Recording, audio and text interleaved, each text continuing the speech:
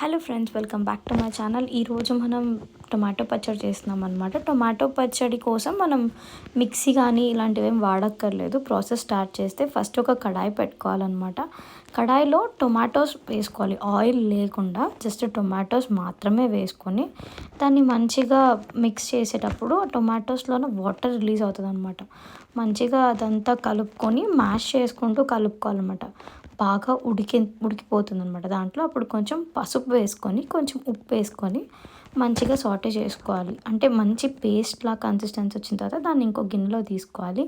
అదే ప్యాన్లో మళ్ళీ కొంచెం ఆయిల్ వేసుకోవాలన్నమాట.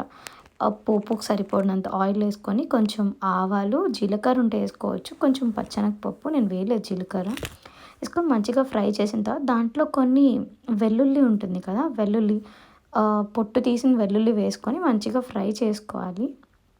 ఫ్రై చేసుకున్న తర్వాత మనం ఏదైతే పేస్ట్ పక్కన పెట్టుకున్నామో ఆ పేస్ట్, టొమాటో పేస్ట్ దాంట్లో వేసేసి బాగా ఫ్రై చేయాలన్నమాట.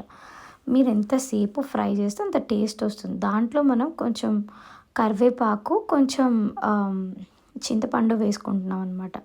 చింతపండు ఫస్ట్లో అయినా వేసుకోవచ్చు, బట్ నేను మర్చిపోయాను కాబట్టి ఇక్కడ యాడ్ చేస్తాను. దాంట్లో కారం వేసుకొని సెట్ చేసుకోవడమే. ఇంకా దట్స్ ఇట్. బాయ్.